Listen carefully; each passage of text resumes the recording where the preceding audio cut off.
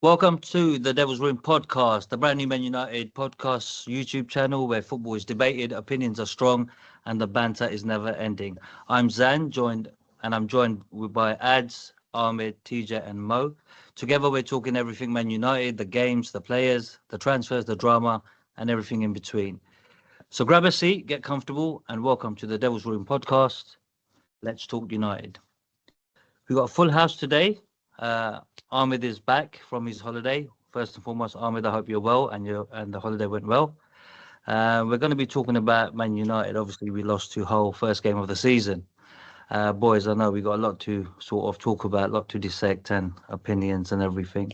So I'm going to start with you, Ahmed. And TJ, I know you were at the game, so I'll be interested to see Mm. how you felt when you were there.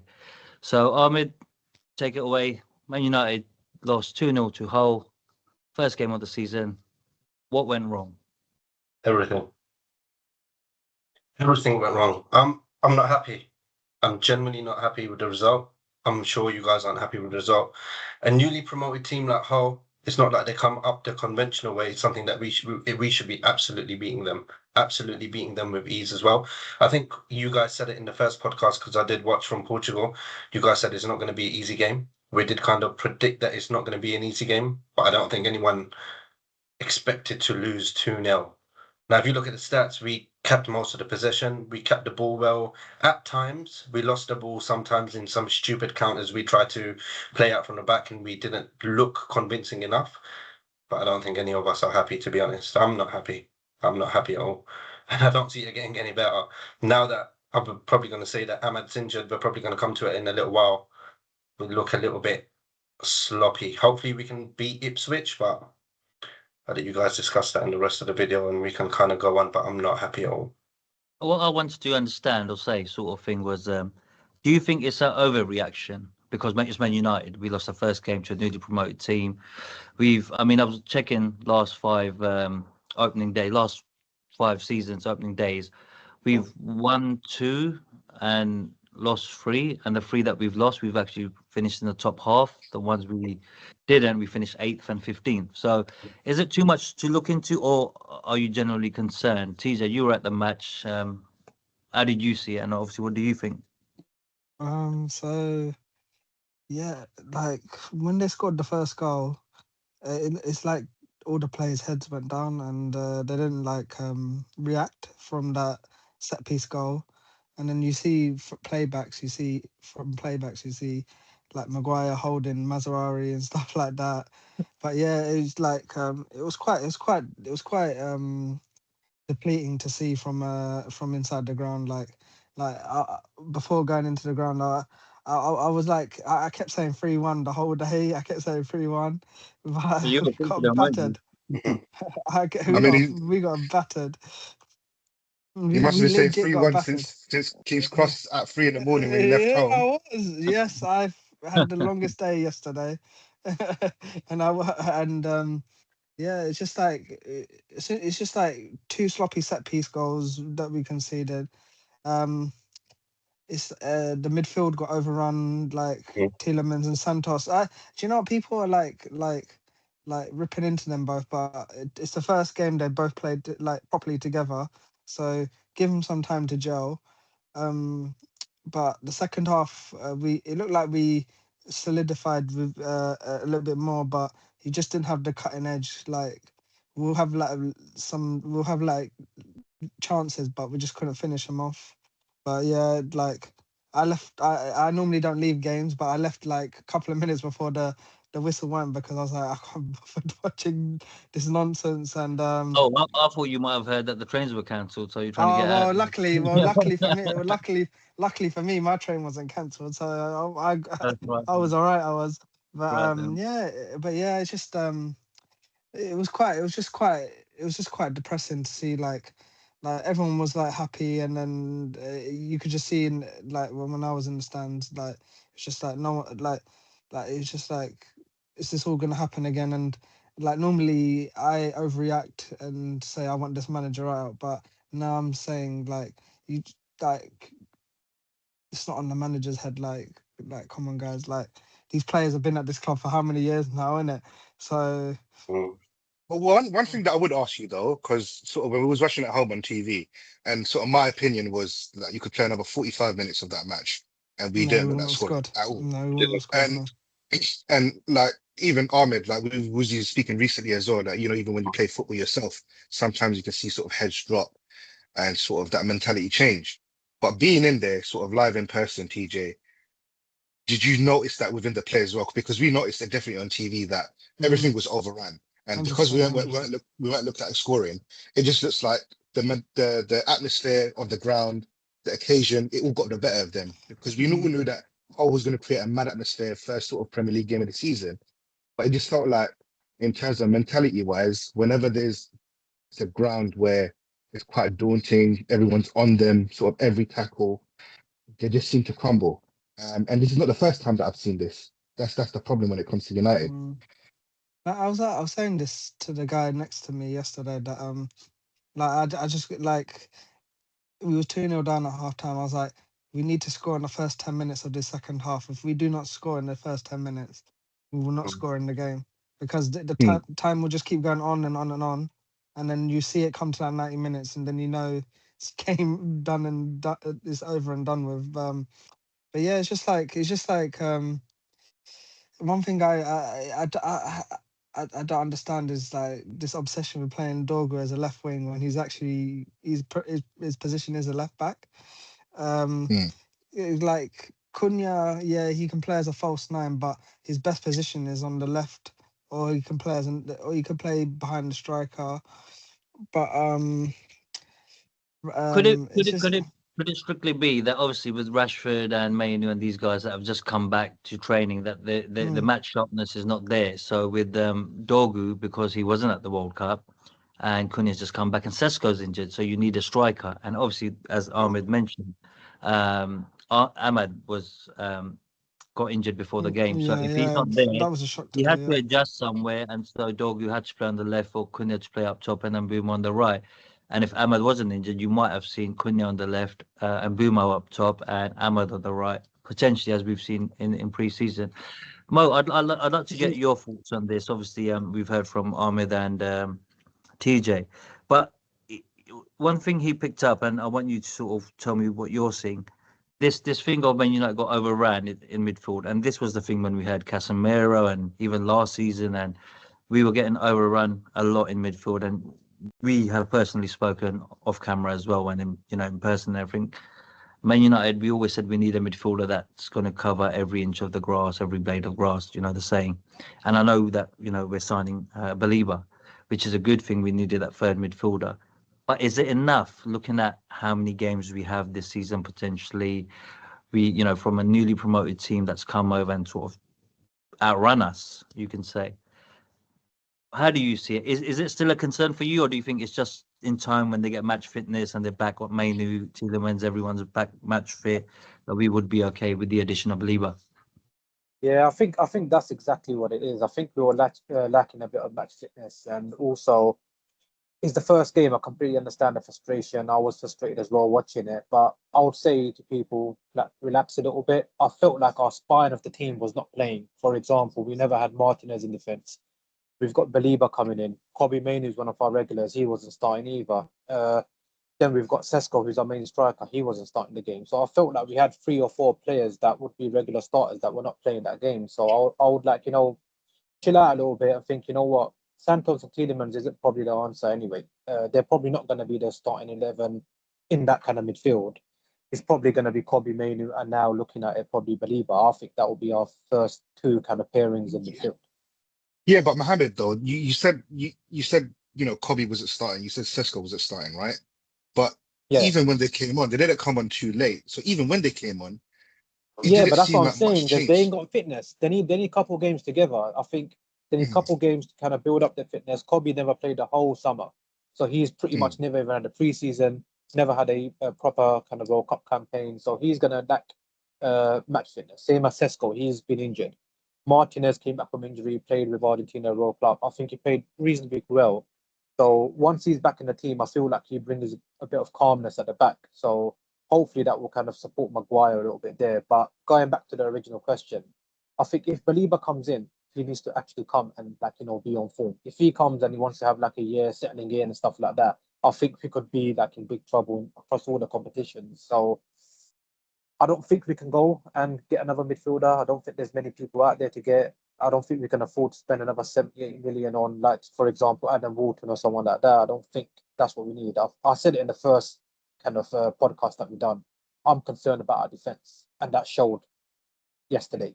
Especially, I don't know what Maguire was playing at yesterday, to be honest. And hopefully, he can find the form that he had last year. Because if he brings the form from the season before that, then we're in real trouble, I think, at the back. Here's the question for you boys, though. Sorry, So go on, TJ. TJ. Defensively, he wasn't good, but he was one of our best attackers yesterday, though.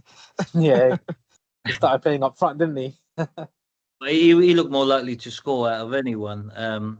Ads, I'll come to you with something. Obviously, you mentioned sort of crux of the team not being fit or not being available or up to match fitness. But I think a big miss yesterday was Ahmad. I think if you saw in pre-season, he's pressing especially helps the attack go, because the turnover with the on the counter attack is quicker when he's there. How concerned are you with that element, that if he's potentially out for 6 weeks, would you reckon we might need to tap into another winger? If Rashford goes, we're going to be low on wingers anyways. If he goes, obviously, if he stays. But then the left is heavily stacked with Cunha, Rashford, and Dorgu, as we know that Dorgu plays there.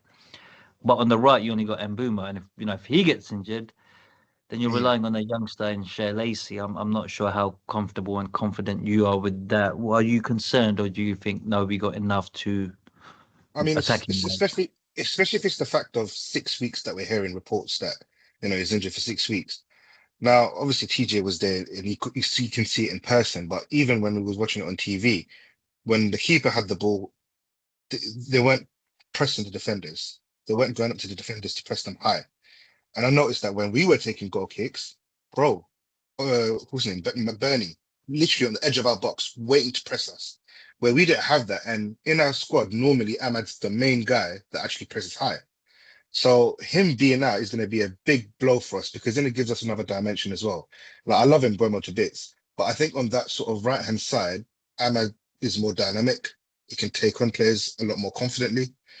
But yeah, I would be concerned, because even with Rashford as well, like I love him to bits, sort of came through the academy and stuff, but it's just something was about the body language was a bit weird that I saw from him on that match on Saturday. It just, normally when you dribble past someone, you miss chances, or, balls over the top too far, like, you put your hand up or something like that, apologizing for the ball or something like that. But it just seemed as if, like, you're playing for yourself. I'm not saying that it was greedy, but it just seemed like the body language is a bit off. So I think he might most likely go. But then, like you said, with Cunha and Mbeumo, obviously Ahmad being out now, where we've got Sesko. Xerxes, there's links of him sort of potentially going. And me and Mohammed has always had this debate argument whether sort of Dorgu left wing or Dorgu left back. I mean, if you ask me the Dorgu of the Arsenal sort of last season, before he got injured, I would say, yeah, you know what, confident, put him as left wing. But I don't know, since he sort of came back after that injury, he's not looked the kind of player that he was. And maybe the injury does that to you. But I am concerned. Sort of going forward. I'm not concerned about the result. Fair enough, that happens. We lose, right? Newly promoted team. In the manner that we lost, yeah, that's embarrassing. Alarm bells ringing. In terms of the manner that we lost, where there was a sort of really a sniff. But now we're relying on either Cunha as a false number 9, or Mbeumo as a false number 9, or Sesko coming in where he's not fully fit either. And then you're going to say to yourself, would you put Rashford as that centre forward? And then you can't rely on him as well. But then where does it come from? Where does that spark come from? And that's the £1 million question on everyone's mind. Yeah. Well, So I'll be honest with you. Just thinking about it, there's a lot to obviously take from yesterday, and some of it might be a reaction, because I think we all generally had high hopes of, we got sort of Hull and Ipswich first 2 games should be maximum 6 points as Man United at the end of the day, and the very first game United ruined your weekend, sort of thing. My thing would be attackingly, I don't think it's an issue. I think we've seen that eventually once they get going, we've got a good enough sort of attack to get goals or create chances. We just looked off it from the start. I think Mbuma had a couple of chances, sort of he tried doing his scissors kick in midair or on the volley and everything that got. But apart from that, there wasn't much we created, and I think generally Maguire was, as TJ mentioned, he was probably our best player, and that just shows generally how the game went for us. Attackingly, I'm not concerned. I know you're talking about Dorgu and is he a left You know, back or that's not the main point that I was trying to make actually, because it was based on what Mohammed and TJ were saying in terms of the defense, the Harry Maguires and stuff. Now we've been linked with Balde from Barcelona, attacking fullback, you know, pacey attacking fullback. But the We got problem is one, that and you we guys got Dallo. not to be disrespectful, but in terms of an attacking sort of fullback that can sort of do a job, sort of everyone's looking forward to seeing how he plays, and that's all fair and good. But obviously, the mistakes that you've been talking about was sort of from the centre back area, Maguire and stuff. Now, I remember I was talking to Ahmed the other day about this with the centre back being out as it is, with Martinez coming back, you know, Delict somewhere in the pipeline coming back. Ahmed, I'm just going to ask you that question because we spoke about it the other day. With the defense being all fully fit, who are your two starting centre backs to say, you know what, these are the two that I want to see start, whether it's against Liverpool away or whether it's against Ipswich at home, for example? It's a tough one because you got to think about who you're playing against, right? Look, Harry Maguire, he's got great aerial threat. He's brilliant in the air. So if you've got a team that's going to play the ball out wide and going to look to cross the ball, then you'd go for someone like Harry Maguire. He's confident. like someone like Hull? You'd like to think so. I'm still really angry about this one, to be honest. But I think it depends against your opposition. As I really like Aiden. I told you yesterday when we were talking in person. I think yesterday, watching the game, he did make a few errors, but he's good enough to recover. I've seen him throughout the last season where he's made an error and he'll make that interception and he'll make a correction for it. Now, do you want that from your centre back? No, but has he got that pace and has he got that ability to make a correction after a mistake? He does. I really like him. I think he'll come good over the long term. I also think Martinez is probably one of our strongest. I would like Delete. I thought before he got injured, he was quite solid. Obviously, he's been out for a long time. For me, I'll probably have Aiden. For me, and Martinez will probably be my two starting. I'd have Maguire, to be honest. I'd have Maguire and Martinez. Maguire. I think they're probably our most consistent performance. Delict, again, I completely agree. He was playing really well, but since his injury, obviously he didn't come back yet. So yeah, I would go with Maguire and Martinez, to be honest. So why I said, I think me and Ads were talking about it yesterday, and I feel like Maguire for me slows the game down way too much. Sometimes the pass is on, he holds the ball for such a long period of time, and we've kind of mentioned it with Martinez as well. Like, we know that sometimes he holds the ball for too long. It's not a bad thing all the time. Amazing if you're winning the game. Not so great when you're losing and you want a little bit of a quick get out from the back. Like, you want to pass out from the back, you want to play it to your wingers or your left back or your right back. It's just too slow for me. He's brilliant. Don't get me wrong. As a centre back, he's brilliant. But as you said, when you're winning, it looks good because you're sort of controlling the pace of the game. Mm-hmm. I've seen it with United, and I'm sure most of you would agree in patches last season as well.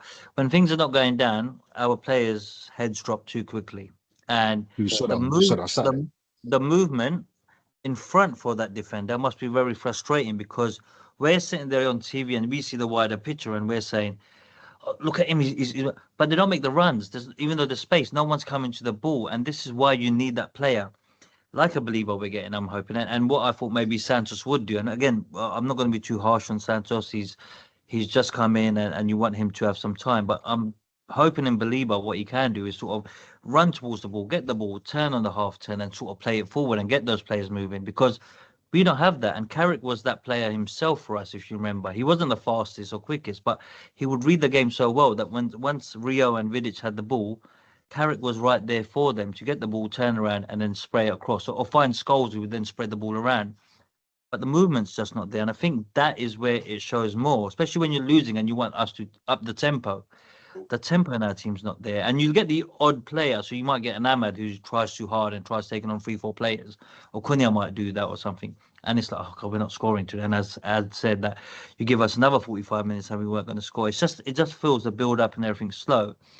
And going back to your point on defenders, I'm quite interested that not one of you, and I'm not TJ, I don't think TJ said anything yet on defenders. Who would he like? And you, but Lenny Euro, have we just forgotten Lenny? Is he not in anyone's plans, or don't you think he can come good? Because he's only 20. He's still young. I don't think Carrick fancies Lenny Euro. To be fair, He got cooked twice last season against Morgan Rogers. Yeah, I was at that game as well, to be fair, as well, yeah. But something needs to give then, doesn't it? Because apparently we poached I'll him be from the honest with you. I likes of think what Real needs to Madrid and give, stuff. I'll be honest with you, you're right, something needs to give. I think TJ needs to stop going because every time he says he's been there, he lose. No, but Euro is the thing is with Euro, I think, yeah, he's still young, and I think it was a similar thing when Arsenal sent Saliba on loan, and before he actually sort of played for them, a lot of Arsenal fans were saying to me, sort of, look out for this player, he's going to be the real deal. Yeah, at that time it was like, who's this guy? But then sometimes you do need that time away.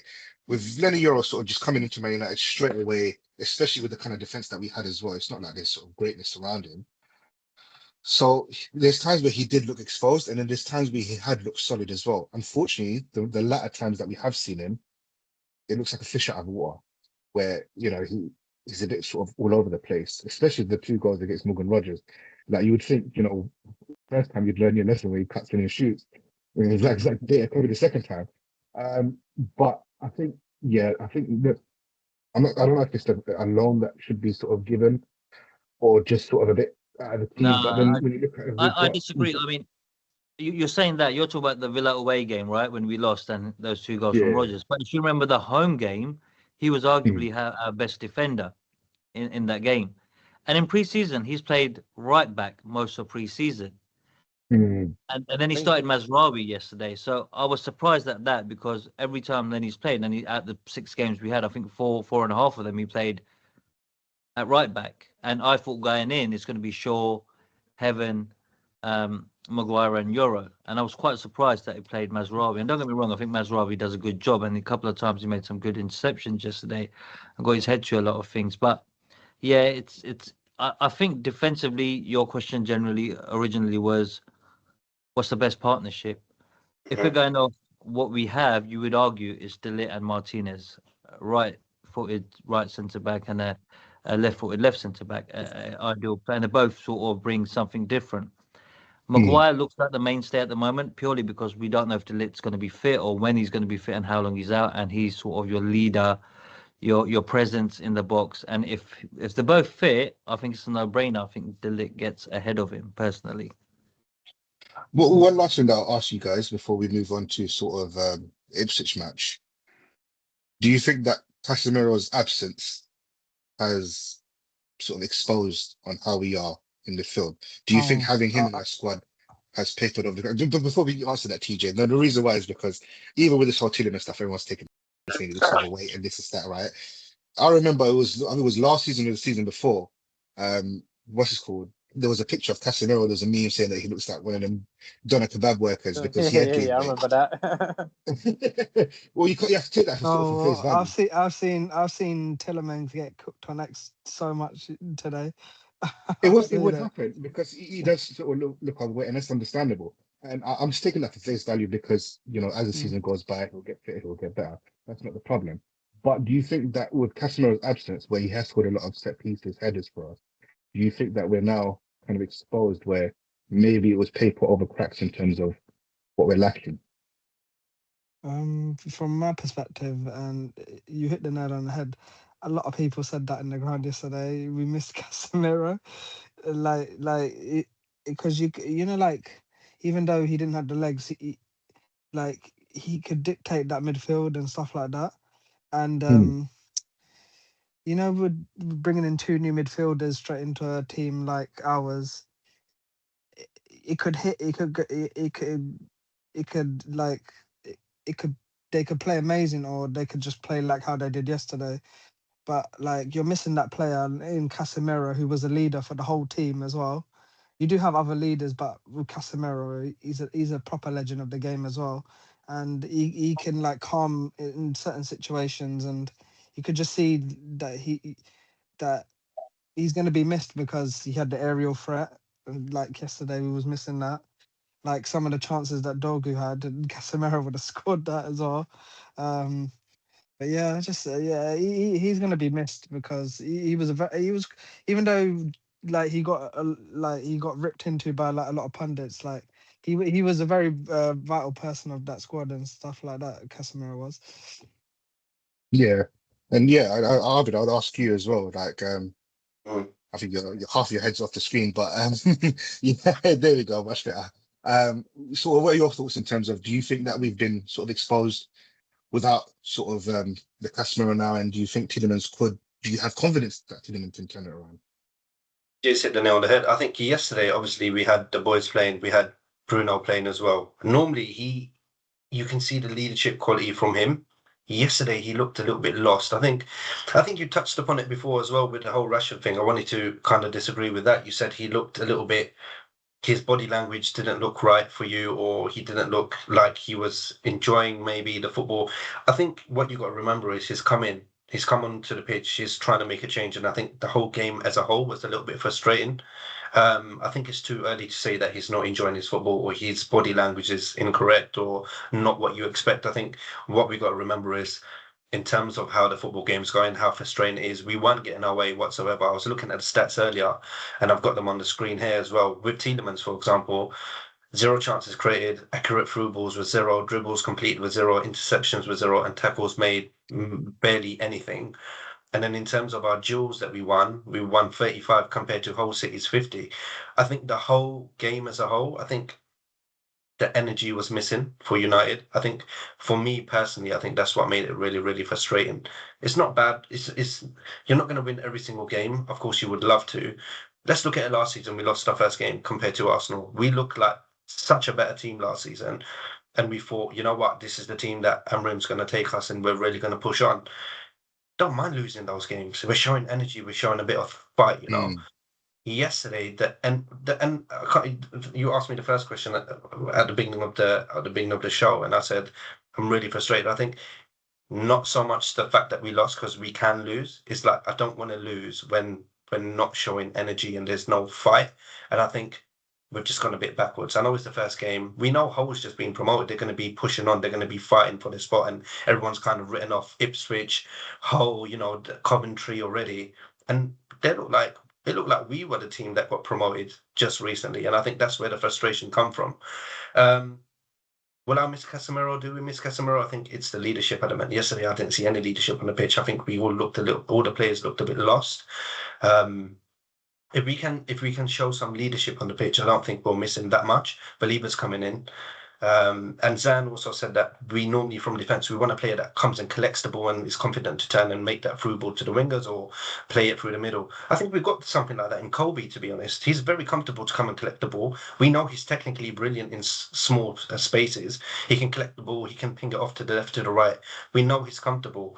I think Believer's probably going to add something a little bit more extra to that. So I think we've got a good foundation. So I don't think we will miss him as much as we think, but when we play like that, of course we're going to miss him because he was making that difference. I think the leadership quality is what we missed yesterday. So to answer your question, we did miss him yesterday because there was absolutely no leadership at all. And sort of lastly, Mo, from your side, before sort of we move on, to summarize it, what would you say? What was your opinion on sort of the Casemiro situation and sort of moving forward? You know what? Marwan's going to go back to a few years ago, and I think we really missed a trick. It seems that to be a bit of a habit with Man United, where when we push into the top 4, the manager never gets backed, and we don't get the right players. And I'll go back to that year when Ten Hag bought. I can't remember if it was the year where he bought Anthony, but I'm pretty sure he bought Onana and he bought Mason Mount. And I think Onana was that 50 million, and Mason Mount was 65 million. That was the year where I think we should have gone and got Harry Kane and we should have got Declan Rice. I think those 2 signings would have transformed Man United. And I think we're all old enough on this call to see the glory days of Man United back in the days. And looking at it now, it feels like that even with the signings we're making now, we're not taking steps towards a major trophy. I don't think this squad is capable of challenging for a Premier League or a Champions League, and we need quality players to do that. And looking at all the teams around us, if you look at Arsenal, they got to the league by buying some quality players that provide leadership. Now they've got Declan Rice in that midfield, they've got Saliba in that defence. Look at Liverpool when they won. They had Virgil van Dijk at the back. They had Mo Salah up front. They had Mane up front as well. Even City's got stars everywhere. And it feels like Man United, we've only got Bruno Fernandes that you can arguably say could fit into any of those teams. I don't think there's anyone else in our team that could even get into those kind of starting 11s for our rivals. So we've got a lot to do. Obviously, Casemiro's gone. We can't dwell on that. We've tried to get players, but again, I think Elliot Anderson was probably one of the main people that we should have probably tried and got. We didn't get him. Defensively, I don't know who else we could have got. I think Baliba is probably the strongest candidate from the remaining pool of players that we have in the Premier League that are Premier proven. So I think he is a good signing. I hope he can kind of hit the ground running and make us kind of play a bit better in midfield, shore us up, protect the defense, but also kind of do something attackingly. But again, would he provide leadership? I'm not sure. He's 22 years of age. I haven't seen much from him in terms of leadership in Brighton. So yeah, we could be kind of lacking that in midfield. Yeah, we probably could. Does he start for you? To Baliba. Yeah. I think he has to, yeah. I think he's the only proper player that can do that. I don't think Tielemans is a holder. I don't think Mainoo's a proper holder. Santos has been brought in to do that role, but he's Brazilian at the end of the day. I think he's more that flair. Let me go get involved with the players up top. I don't think he'd have the discipline to stay back. So I think Baliba, again, he isn't a full-on holding kind of defensive midfielder either. He ain't a Caicedo. No. He's more of like a box-to-box midfielder. So I think we still are lacking a proper defensive midfielder, but I think we spoke about this off air. Has that proper player gone now? Like, are there very few limited type of players out there that can do that? And even if they are, they're probably going to be in a better club right now, and they probably won't leave to come to United. One thing I'd like to say before we move on from this, with the Casemiro thing, I think where we're going to miss Casemiro the most is not so much even his leadership, because I think as the season will go on, you'll see, Maguire's sort of a leader, Shaw's sort of a leader. You can say he's been there a long time. He knows, in a different way where they put their arms around the young players and get them going. In that midfield, I think that's why we bought Tielemans. I think he has leadership qualities. Maybe, obviously, first game we were losing. Give him some time, and I think you'll see that in him. But where we're going to actually miss Casemiro, and none of the three midfielders, Baliba, Santos, and Tielemans, is his ability to get goals when United need him the most. And that's my fear going forward. We were heavily reliant on Bruno, but Casemiro did used to come up with some vital goals at vital times for United. And I think none of the three midfielders have a collection of goals together. I know Tielemans does score, but when he does score, he scores amazing bangers, scorchers, whatever you want to call them, but he doesn't score often. And that would be my concern, is where are the goals in midfield? Because even Kobe is not known for getting regular goals, sort of. You want someone that can go near that double digit somewhere. That would be my concern with where we're going to miss Casemiro for most of the season. But I'm not panicking just yet. I think I'm going to wait how next game goes, and obviously that's going to lead on to our predictions for next game or preview for the next game. But yeah, I think that would be sort of where we need to. I'd be worried if we don't beat Ipswich and the signs of midfield are still the same. But that's why they say it's sort of the season's a marathon, not a sprint. Exactly. Sort of leading into sort of our next point, sort of Ipswich next match. TJ, you're going to be there. Myself and Ahmed's going to be there as well. First home match of the season. We do expect a huge improvement on performance from the squad.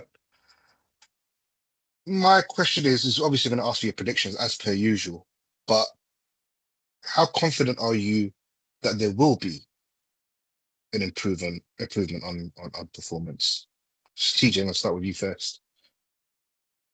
Hopefully there is, but I don't know what to say really. Like, I was saying this to someone yesterday, like, when we last won the league, I do like to compare a lot. Like, when we last won the league under Sir Alex Ferguson, we lost our first game against Everton away, which was 1-0, and I remember Fellaini scored in that game as well. And we went on a bit of a run and then we won the league. So And our next game was, I think it was Fulham at home where we won and Van Persie scored. So hopefully, like, we can try and replicate something like that on Sunday in a week's time. But I'm just feeling a bit hopeful. But no, I think we can win, but it just depends if the team want to decide to show up. So it's just if they want to decide to show up, and then we can. And if you know, when once we get one goal, then it's just like a ripple effect. We score that second goal, sometimes the third goal comes. I didn't see us score 4 in a Premier League game in a long time, but he under since like the Mourinho days where it was 4-0 FC. But yeah, no, it's just like a ripple effect, really. Like like I was saying, like I keep referring to yesterday, like if we had scored first in that game, we would most probably won that game. But it's just we don't have that mentality. Well, it's early on in the season, but that mentality of like if the team scores first, don't let your head go down. But their heads went down. So with Ipswich, it's another Good promoted thing, team. lads. You talk about the mentality. Did you know that last 19 times Man United have been 2-0 down, they've never come back and won a game? Last 19 times. That tells you Yeah. everything you know about the mentality at the moment with the squad. Before we move on to sort of you, Zan, TJ, what would you say your prediction is then, based on what you just said about sort of the confidence, and if we do score the first, and then there would be a sort of a ripple effect? I'm not gonna say 3-1 again. I want to say like a 2. I'll say like 2-1 because at the minute we can't even keep a clean sheet. Our defense always leaks goals as well. So say 2-1 to us, 2-1 to United to win. Hopefully in a week's time against Ipswich. Yeah.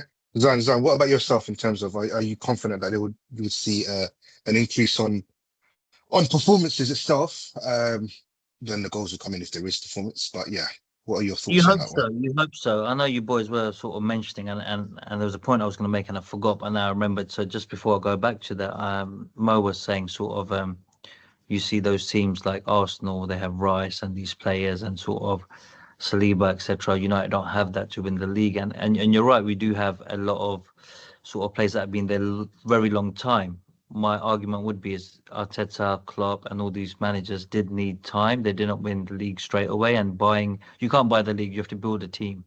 Carrick's this is his first summer, and if you see what they're doing is they bought the attack. Hopefully they bought the midfield now. It's a young midfield, so they work together over the next year or two, and then they work on the defense maybe next summer. I think that might be the plan, and then you challenge in 2 years' time or 3 years' time.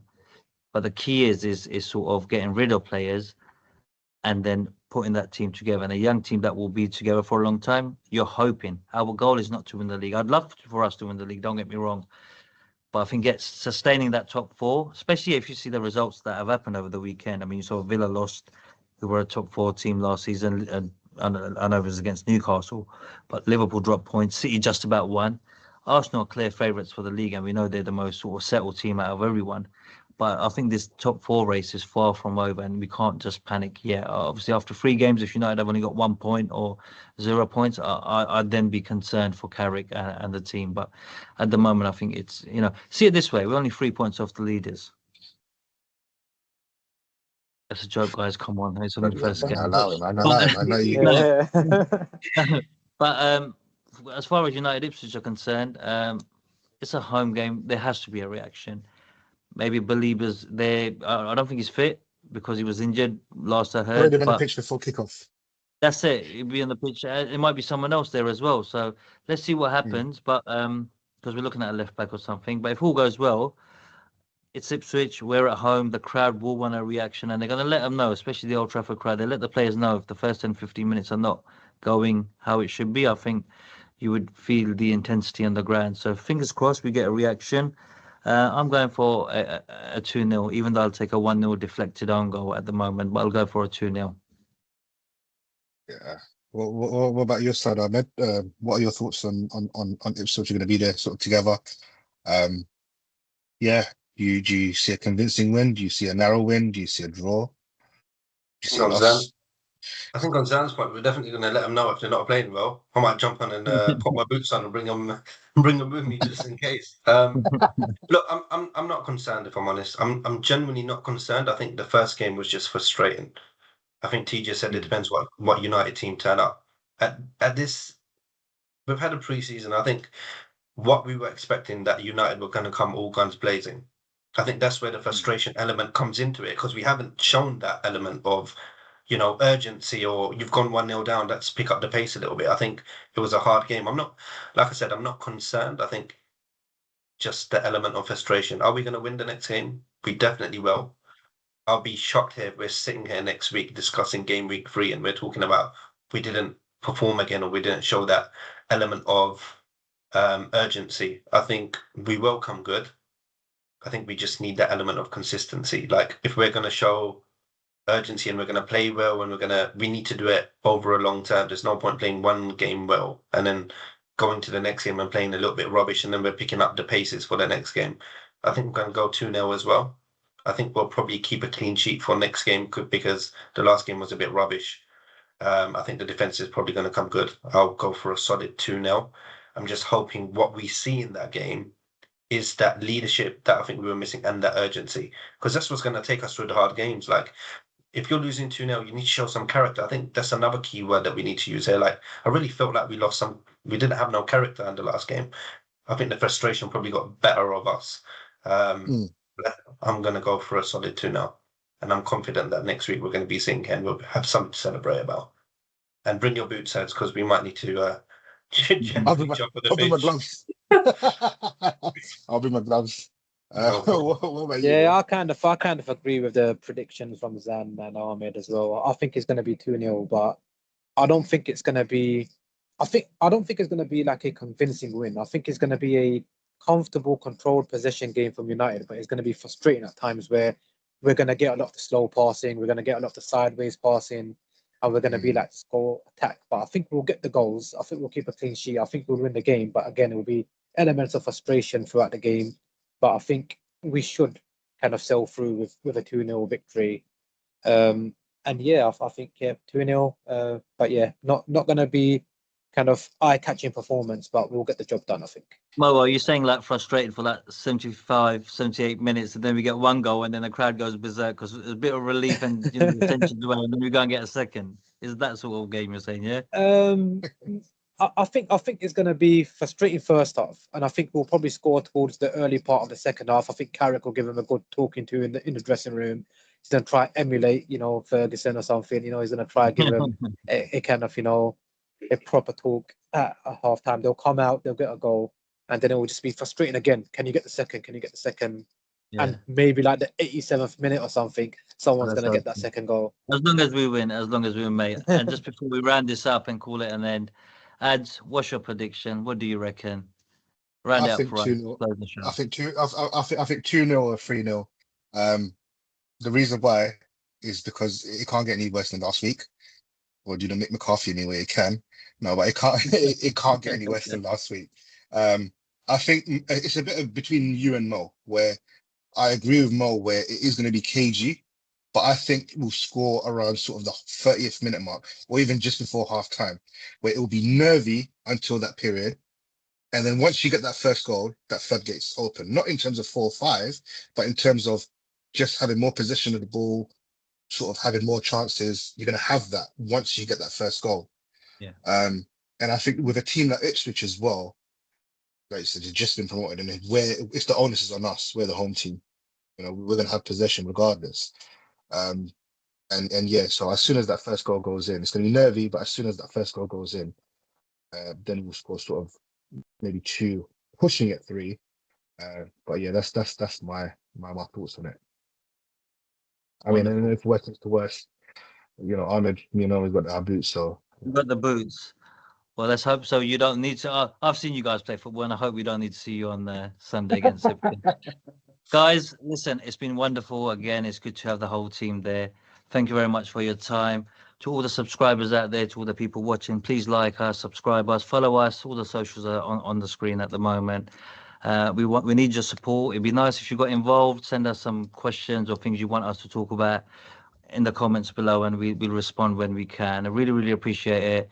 This is the Devil's Room podcast. I'm Zan with Ads, TJ, Mo, and Ahmed. Devil's Room podcast. See you soon.